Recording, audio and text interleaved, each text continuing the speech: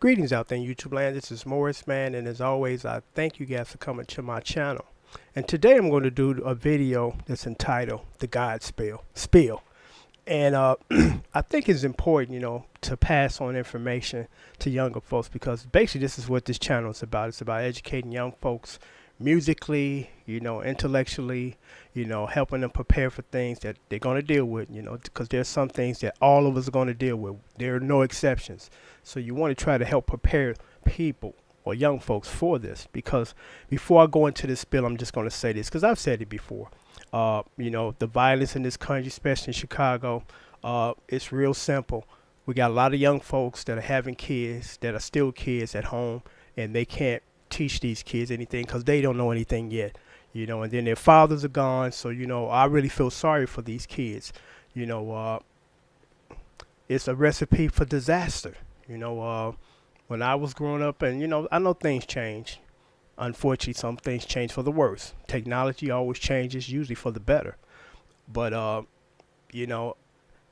there nothing can replace you growing up in the household full of love. Your mother's there, your father's there. They love each other. They love you. They're rearing you, because a mother cannot bring a father's perspective to the table, and a father cannot bring a mother's perspective to the table. But you got some women, and I'm not bashing the women. I could do this all by myself. If you could have had him all by yourself. You couldn't do that. So what makes you think you can do this by yourself? It's being real selfish that we're not thinking about our children first and putting aside our issues with each other. I'm gonna get you, mother, and all that kind of stuff. But that's not the topic here. The topic here is this. I don't think there's nothing worse to me, and we all have our own pet peeves, than some motherfucker that wants to give you the God spiel whose life is fucked up. It's like you're not qualified to get that speech, my friend.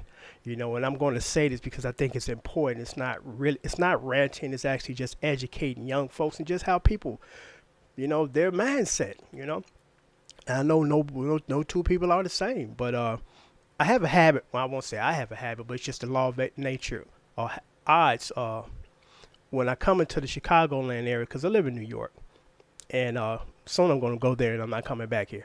But anyway, I run into people that I know. And these are not the people that I like, because I'm going to talk about this specific person, and it's important that I share this story because it's interesting and it's a learning experience. I grew up on a block that the majority of people was cool. We got along. We're like brothers. Then there were a few people on the block that were assholes, and I stayed clear of them. I didn't partake of that clique. Actually, my clique was like 3 blocks down the street. I hung out with some guys that was like 3 blocks away from me in a different neighborhood, because the majority of the guys in my block, in my neighborhood, were they were troublemakers. They were instigators. They had a little clique thing, and I didn't want to be a part of that nonsense. I'm like, y'all a bunch of stupid idiots. Why wouldn't I roll with you? So, I kind of kept my distance, and I think they kind of resented that because even as a kid, I had the foresight, stay away from toxic people. I'm like 13, 14 years old, and I'm aware of this. And I'm like, ain't nothing good coming out of hanging out with these guys. And this particular guy, I wrote him off a long time ago because of this. There was another guy that lived on the block. Well, actually, he lived 2 blocks away. He was kind of one of those, I want to roll with, with the popular dudes. And I do whatever it takes to get you approval. So they went to a party with him.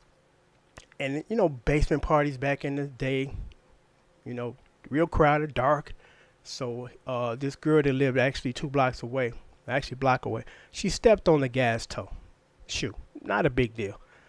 But the other guy that lived on my block instigated, don't let that bitch step on your shoe and disrespect you. And they forced him to have an altercation with her. And they had words. It's like, a shoe step on. Come on, it's 20, 50, 60 people up in this little basement. What you expect? So they argued. People pushed him to the side, and that should have been it. It even shouldn't have had it didn't get to that point. So then after, the party is over the next day. Everything forgotten about, and then the guy on my block instigated again. Don't let that be disrespectful. Go over there and show represent. So they forced this poor individual to walk a block down the street to her house to confront her. So she's opened the door and she's terrified because she's like, these dads out here, arguing at me. I'm not another dude. So why are they? So she, her father had a service revolver. So she went back in the house, protecting herself because she was in her house within every right. And she came outside, opened the door and shot him in the head. He died. He lost his life over that bullshit that the guy on my block instigated. So I'm like, I can never forgive you for that because you still walking around here drunk. But yet the guy that, had nothing to do with nothing was forced into an altercation he should have been forced into. He's no longer here. His life ended at age 16. So I run into this guy. I already got that brewing inside me because I'm like, I don't ever want to see you again. And we were talking because I'm being pleasant with him. And it's interesting. He's drunk, but even still, you are who you are regardless of you drunk or not. Admits to me of all people, I got a thing for your sister. Huh? And, I'm trying to get at her. He's a married man with children. I'm like, come on, man, grow up. And if he's trying to get at my sister, most likely he's already been unfaithful to his wife anyway. So he's telling me this. And I'm like, I'm the last person you should be telling this to. I'm the last person. But he's so stupid, he can't realize that. So then we were talking. I said, you know what, man? I know within 10 years I'm not going to be here. Only God knows that. I'm like, I'm not giving you a time and date, but I know that. I'm being realistic. And that's one thing that I loved about Dave, that we had these conversations. It was about being realistic, not full of bullshit and assuming and hoping and praying. This is the deal. And I admire some white folks for that because they handle the business, because we as black folks, we don't want to talk about death. I don't want to talk about death, but it's a realization that we all leaving here. So we better prepare for that. I got my will made out. I got, who's going to get what, because we have a tendency to don't do none of that, ignore it, and then die. Then our family members, time and time again, fight over our shit when we die. I've seen that so many times, it ain't even funny. And it's like, if we just would have simply, put this together to say, when I die, he can have these guitars, he can have that bass, whatever, and call it a day, instead of there is no will or no type of documentation to say who gets what. So now everybody rushes in and try to start grabbing shit, and we got to stop that. Because when I talked to Dave and he told me that he was passing away or he was dying, and, my first thoughts is, I hope that you're wrong and I hope that you're here longer with us. But I respected the fact that this man knows his situation and body, and he was just being honest, and I'm like, okay, I understand, I accept it, I'm sad, but you better than anybody else. When I made that statement to, my friend about by the time 10 years come out, I'm not going to be here. And I'm like, I've accepted that, I know me better than anybody, and it's very rare that when I make these types of statements that I'm wrong, and I wish that I was. My mother gave me some advice, and I'm not going to go into what she said.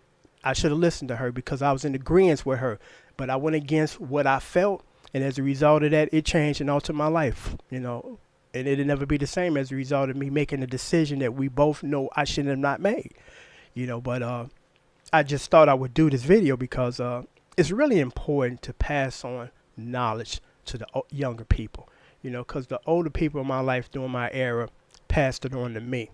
And I would not be the person that I am now if it wasn't for other people in the past that were telling me about things that I'm going to have to deal with. And this is how you start to prepare for that. Because, again, our young, misguided black men, they're misguided. They don't have a father in the home. They are, the next best thing to a father or family in these streets is gangs. We look out for you, dude. We got your back. Somebody hurt you, we coming for them. And they don't have that at home. And as a result of that, it's the mess that we have. All this nonsense about just take the guns off the street. That's not the solution. Let's fix the problem that's causing people to pick the guns up. But it's like some people that are in power, they don't have a clue. I mean, it's just real simple. Let's try to straighten up these family households. All that stuff will balance itself out. Instead of we giving them more jail time if we catch them. It's like, that's not the solution. That's just punishing some people or young guys that were born into an effed up situation, and they don't know how to get out of it. And it's up to us older people to help them get out of it.